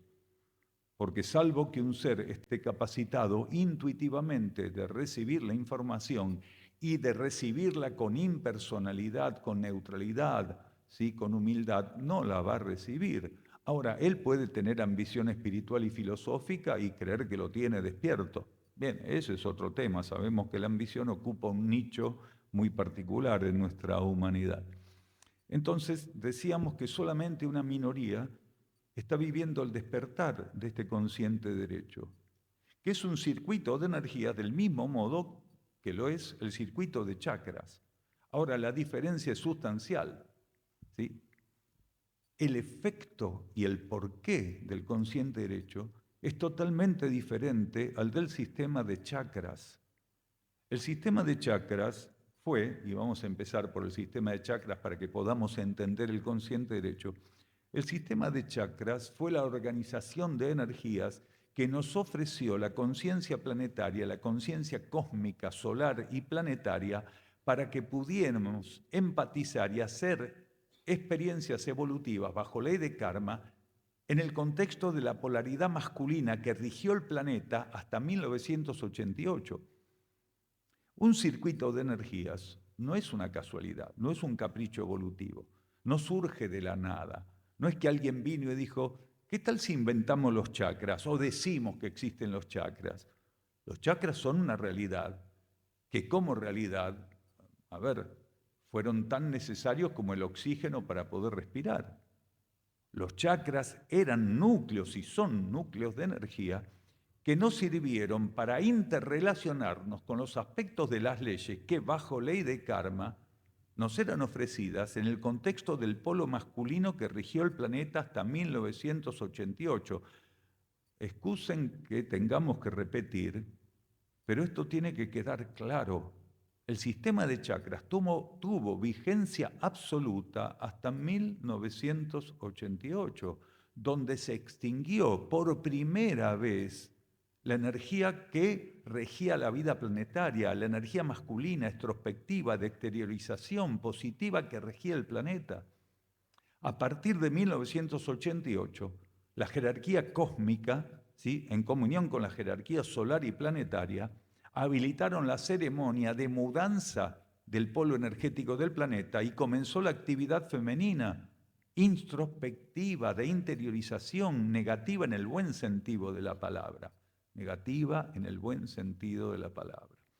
Entonces, a partir de ese momento, se reorganizaron aspectos evolutivos muy delicados, ¿sí?, de alto rango y de importancia elevadísima, para poder ensamblar este cambio de energías, lo masculino extinguiéndose, lo femenino en advenimiento y en actividad cada vez progresiva y mayor, ¿sí? Esto del sistema de chakras que era necesario para interrelacionarnos con la energía masculina, y esto del nacimiento obligatorio, de la formación obligatoria, de la manifestación, del despertar obligatorio de un nuevo circuito, porque si no, no podemos relacionarnos con esta energía que en transición, aunque en transición, es femenina y que va a requerir de nosotros una relación de energía totalmente diferente que la del ciclo anterior. Entonces, ¿cómo es? Hay seres que tienen un circuito, tienen el otro, tienen los dos. La mayoría de los seres todavía, porque no pudieron transformarse y están identificados con aspectos materiales, tridimensionales y kármicos, aún tienen de modo activo y absoluto el sistema de chakras como herramienta de relación con la energía. Absolutamente activo el sistema de chakras, totalmente activo. Seres que no pueden dar crédito de que el planeta esté en el umbral de una profunda transformación, aún menos aceptar que el sistema de chakras va a entrar en hipofunción, como en algunos seres está entrando, aún menos considerar, ¿sí?, que pueden ser excluidos a partir de una actitud de no aceptar lo desconocido, lo inédito, una actitud refractaria, rígida, inércica, de falta de transformación. Entonces, ¿quiénes son los seres que están viviendo ya el despertar del consciente derecho? Los seres que están abiertos profundamente a lo desconocido, a lo inédito. Los seres que tienen despierta profundamente en el nivel del ego y la personalidad la vocación cósmica, interna, espiritual y de servicio. Para que un ser pueda vivir el despertar gradual del consciente derecho, su propia mónada y su propia alma tienen que estar en un nivel de resonancia cósmica producto de las iniciaciones avanzadas que ya están viviendo, o por lo menos de la primera iniciación. Entonces, si un ser comenzó a despertar el consciente derecho, es que él ya es internamente un iniciado. Si el ser no es un iniciado internamente, ¿por qué aclaramos internamente? Porque las iniciaciones externas ya no son posibles. Eso era posible en el ciclo anterior masculino hasta 1988. A partir del cierre de la polaridad masculina, las iniciaciones se viven exclusivamente en los niveles internos. Antes se vivían en los niveles internos, sí, con un acompañamiento ceremonial en los niveles externos. Por eso había hierofantes, iniciadores y seres que externamente eran conscientes de que estaban siendo acompañados iniciáticamente. Actualmente el ego y la personalidad tienen que pasar por pruebas donde ya no deben ser conscientes del proceso de acompañamiento iniciático. Entonces, vamos para atrás, retrocedemos, no, al contrario. Lo que se le está pidiendo a los seres humanos es que estén abiertos a lo subjetivo para poder ser receptores de informaciones internas que le van a permitir interiorizarse de lo que está ocurriendo en su interior, porque el verdadero iniciado siempre fue la mónada, siempre fue el alma. Que el ego viviera iniciaciones acompañada por iniciadores externos, por hierofantes, no garantizó nunca que el ego fuera el iniciado. El ego vivía un reflejo, una ceremonia refleja para tener conciencia de aspectos subjetivos con los cuales tenía que entablar un vínculo por necesidades evolutivas nada más. El ego no condujo la vida en su totalidad por vivir una iniciación externamente. El ego es como el vagón de cola que cuando el tren entra a un túnel en la montaña, el último en entrar es él. Cuando todo lo demás ya se sumergió en lo más profundo, el ego todavía es el vagón de cola que está expuesto al sol, a lo externo, a lo evidente. Entonces, solo los seres que monádicamente están viviendo iniciaciones empezaron y empiezan a despertar el consciente derecho. En la primera iniciación se despierta el primer centro del consciente derecho, que es debajo de la última costilla, el plexo cósmico. La energía no ingresa más por la base de la columna como ingresaba en el ciclo anterior y sigue ingresando en los seres que tienen exclusivamente el sistema de chakras activos. La energía ingresa por la cabeza, ¿sí? Desciende a través de la cabeza, el centro cardíaco, y activa el primer centro del consciente derecho, que es el plexo cósmico, debajo de la última costilla del lado derecho, del hemisferio derecho etérico. Luego, en la segunda iniciación, la mónada domina leyes aún más amplias y al dominar esas leyes puede despertar el segundo centro del consciente derecho, que es el cardíaco derecho. Entonces, cada centro que despierta es el producto de una ampliación iniciática monádica. Cuando la mónada pasa a la tercera iniciación, está en condiciones de despertar el cerebral derecho, el hemisferio derecho cerebral, ¿sí? Lo que se conoce simbólicamente como mente subjetiva o abstracta. Entonces se activa ese tercer y último centro dentro de la tela etérica, del cuerpo etérico del individuo. Entonces, esas tres iniciaciones son fundamentales en el marco del despertar del consciente derecho. Ahora, como en la actualidad ya no son 9 las iniciaciones, sino que son 7, en la cuarta y en la quinta iniciación no se despiertan nuevos centros. ¿Y qué es lo que ocurre? La mónada, al alcanzar la cuarta y luego la quinta iniciación, está en condiciones de trabajar con leyes que le permite unificar estos tres centros que despertaron. Ya no están despiertos y activos de modo independiente. pasan a conformar una entidad, quiere decir, se potencializan los primeros 3 centros del consciente derecho, lo que hace que el ser que tiene despierto esos 3 centros, cuya mónada ya pasó por la 5ª iniciación, tenga una capacidad intuitiva como hasta ahora en la humanidad no se ha conocido, ni se conoce prácticamente.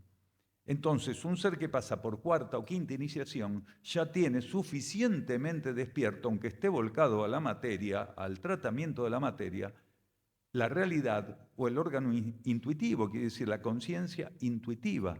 A partir de ahí funciona prácticamente como una antena cósmica el individuo. Al tener una 5ª iniciación y estos 3 centros unificados y potencializados por la unificación, la relación de ese ser con la realidad muda profundamente, absolutamente. Empieza a identificar, a percibir, a confirmar aspectos de la realidad que quienes no pasaron por ese proceso aún no están transitoriamente, porque todo es transitorio, en condiciones de vivir de ese modo, de registrar de ese modo. Pero decíamos que hay 7 iniciaciones.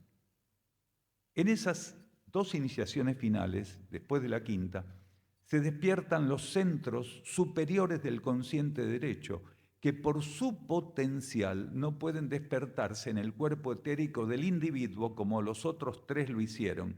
Recordemos que en las iniciaciones anteriores, todo lo que se implantaba y despertaba en términos de circuito de energías, era en el campo etérico del ser, en el hemisferio derecho, pero en el campo etérico del ser.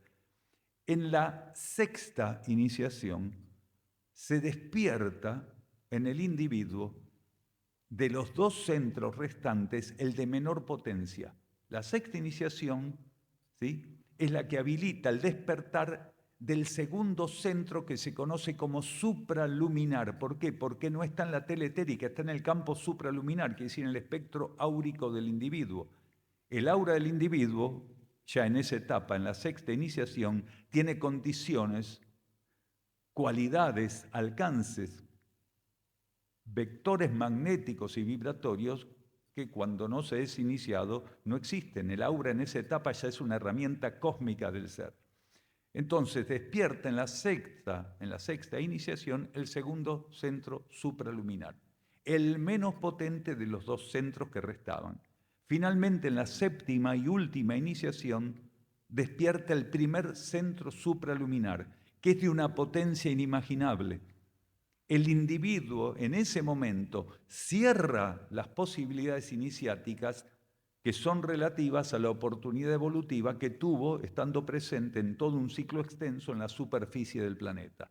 Ahora, como estamos en transición planetaria, los seres, la mayoría de los seres que están en su trayectoria iniciática y despertando el consciente derecho, la mayoría de los seres, casi la totalidad, no va a llegar a despertar en la transición los centros supraluminares, salvo excepciones. Entonces, la mayoría de los seres que en este momento tienen en algún grado de actividad del consciente derecho, tienen despierto y en algún grado de comunión estos 3 centros primeros que despiertan de la primera a la 3ª iniciación y se potencializan, se unifican en la 4ª y en la 5ª. Recién, bajo ley de ciclos o ley evolutiva superior, los seres van a estar en condiciones de trabajar de lleno todos los seres con el consciente derecho.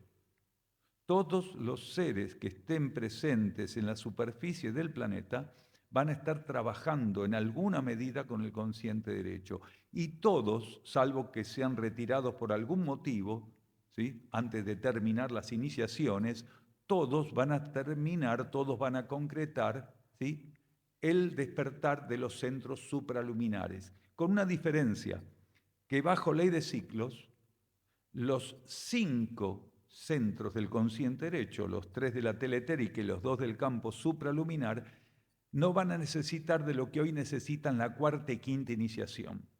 ¿Por qué? Porque las iniciaciones van a estar reducidas y van a ser 5 bajo ley evolutiva superior. Ya no va a haber 7 iniciaciones y la necesidad de unificar en la 4ª y 5ª iniciación el despertar de los primeros 3 centros. Entonces, este consciente derecho que hoy ya muchos están despertando como herramienta evolutiva, es un consciente derecho de transición.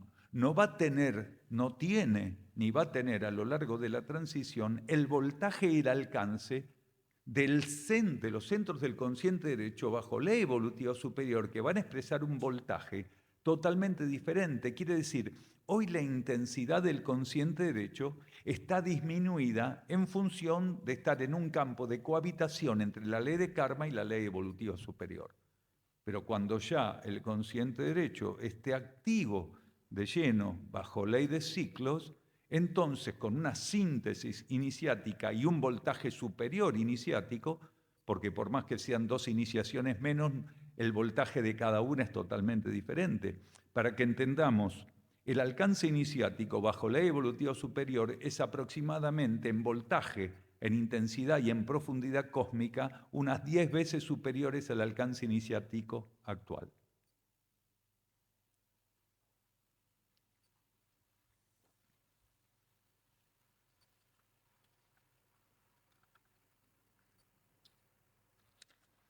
Aquí preguntan las diferencias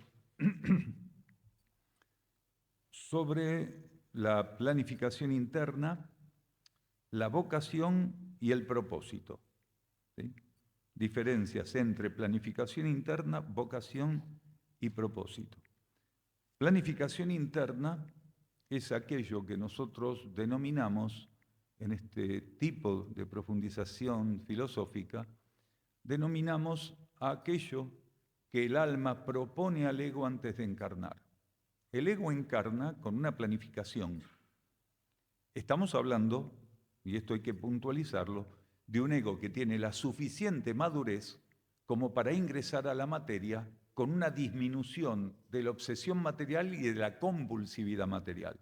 Cuando el ego está en una situación de inmadurez, ingresa compulsivamente y obsesivamente a la materia, por lo cual no trae realmente, en un sentido profundo, una planificación, porque todo lo que lo ocupa es la compulsividad por volver a sumergirse en una nueva encarnación y relacionarse nuevamente con la sustancia material. Quiere decir, ingresar, zambullirse a cualquier personalidad que le ofrezcan, porque en ese momento, aún sin despertar en términos espirituales, el ego es atraído exclusivamente por la materia. Entonces, la planificación interna solamente puede ser ofrecida por un alma madura a un ego con un grado suficiente de madurez. ¿Por qué decimos con un alma madura? Porque el alma también pasa por procesos donde aún no está despierta. Quiere decir, forma parte de los niveles internos, forma parte de los grupos de almas. Las almas inevitablemente, estén despiertas o no, tengan una gran evolución o una evolución muy básica, forman parte de conjuntos de almas. En la actualidad en el planeta hay 12 conjuntos de almas y cada conjunto de almas, los primeros 7 fundamentalmente, ¿sí?, son los que aglutinan la totalidad de almas que están presentes, tanto de seres encarnados como desencarnados. Entonces, volviendo a la planificación interna, tiene que proceder de un alma cuya relación con la realidad planetaria es un verdadero compromiso por madurez iniciático. Un alma que está iniciada, que tiene suficiente madurez en su propio nivel, es receptora de energías jerárquicas que le revelan en una ceremonia qué es lo que ella tiene que asumir en función de la asistencia del plan evolutivo, lógico, en su propio nivel, porque el alma no encarna, el que encarna es el ego, herramienta del alma.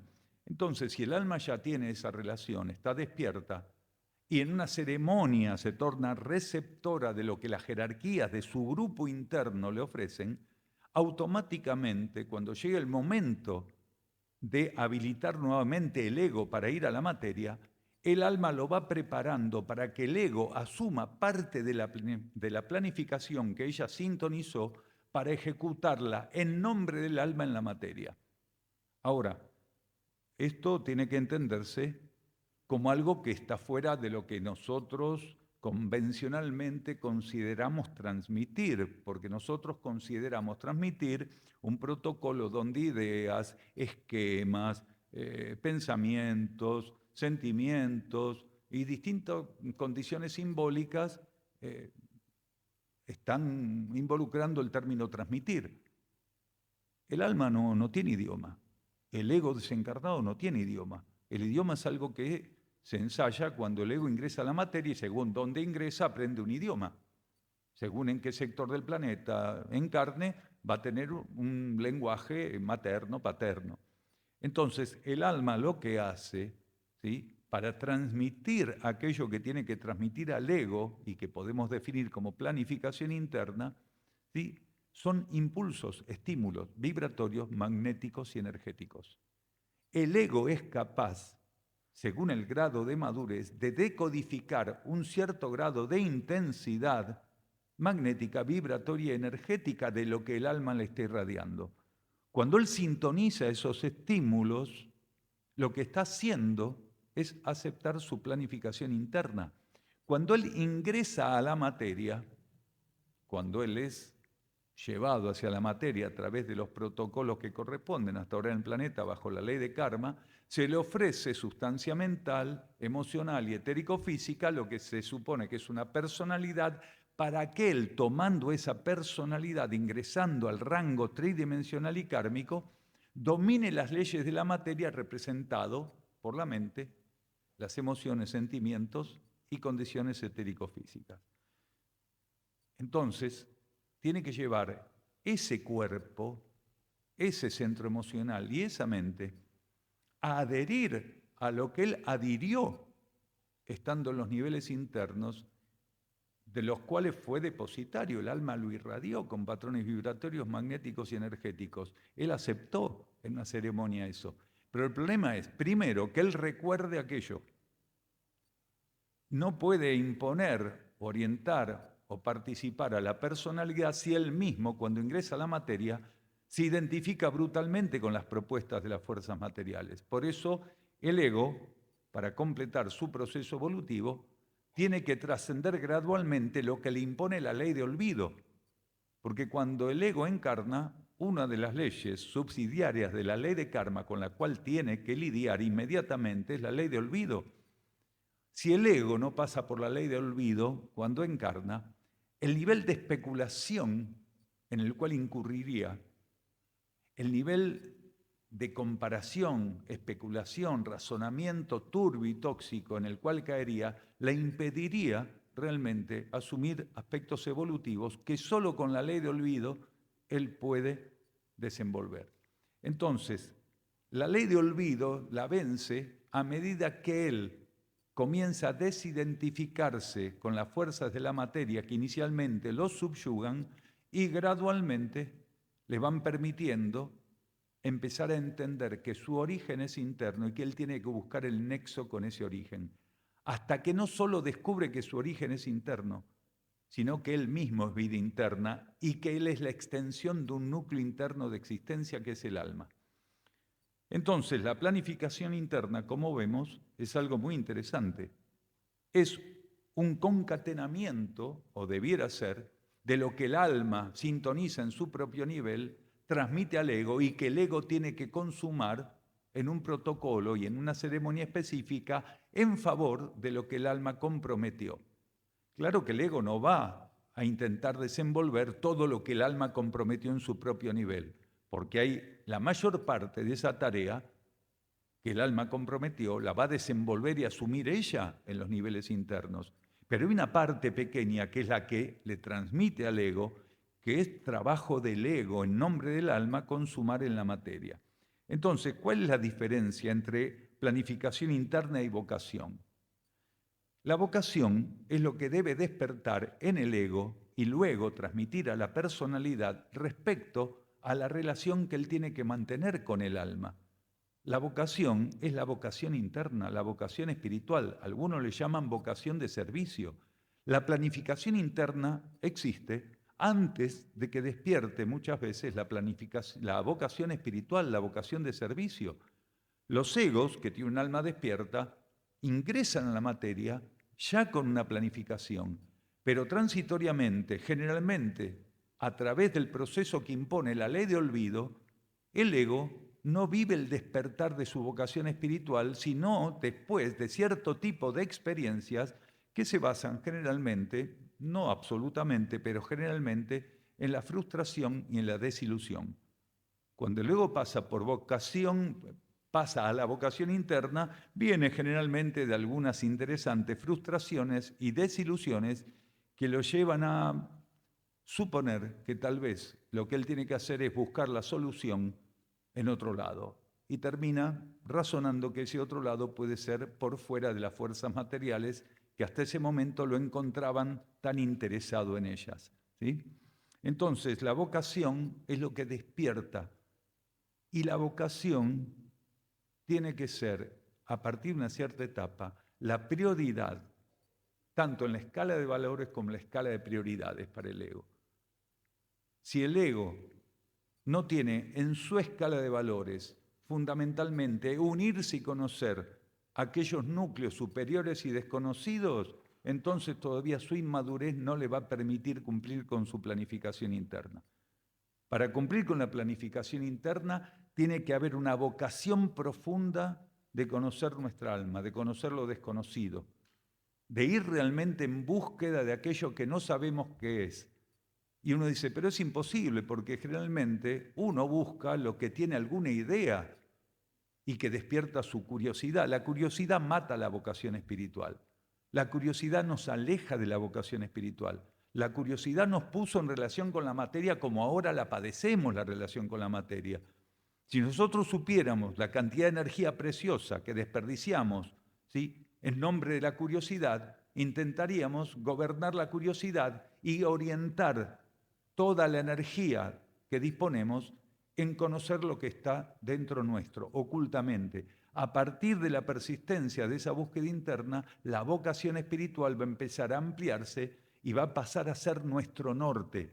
Uno no sabe lo que busca, porque a ciencia cierta el ego no recuerda cómo es el contacto con el alma, pero pasa a ser, a través de esa vocación, ¿sí?, la herramienta que sortea toda dificultad y que genera el milagro. Busco algo que desconozco, pero que amo profundamente. Y el propósito es precisamente ese: cumplir con la planificación interna. No tenemos otro propósito en la materia. Si alguien cree que el propósito de la materia, por ejemplo, es ser exitoso en metas personales, metas egoístas, metas individuales, está confundido. Y todos vamos a salir o salimos de esa confusión.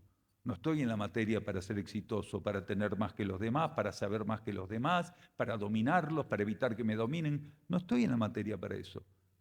Estoy en la materia para dominar las leyes materiales en un sentido genuino y elevado de dominio. Quiere decir, estoy en la materia para llevar a la materia a ser receptora de que mis pensamientos, sentimientos y acciones liberen para que ella se divinice y se eleve vibratoriamente, ¿sí?, mi vida espiritual. Mi conciencia tiene que servir como un liberador de energía interna para divinizar la materia. No estoy en la materia para servirme egoístamente de ella. Entonces, el propósito de todo ser, cuando está en la materia, es elevar la materia a través de irradiar hacia la materia pensamientos, sentimientos y ejecutar acciones de orden superior.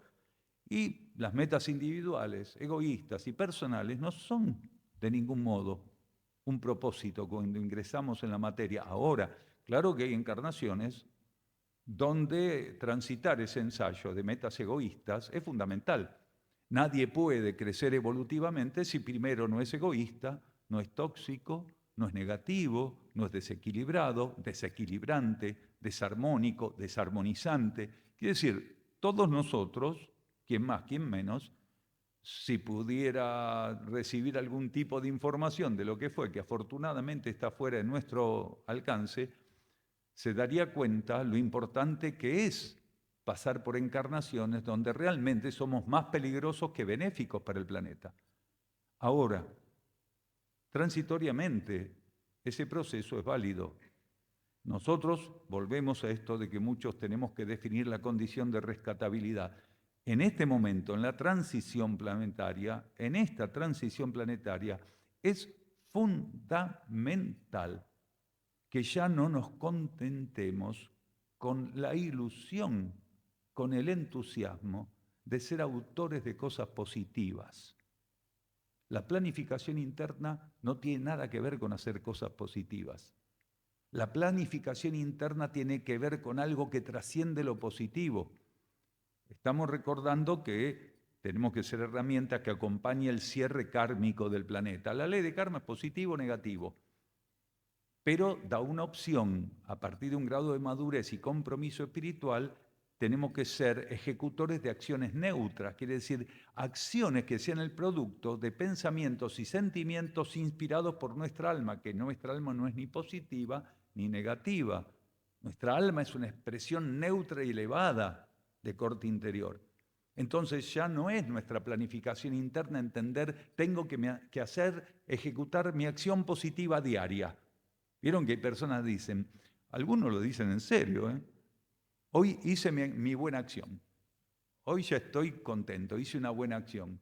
No me la cuentes, no me la cuentes, porque a esta altura de la vida planetaria, cualquier buena acción es lo mismo.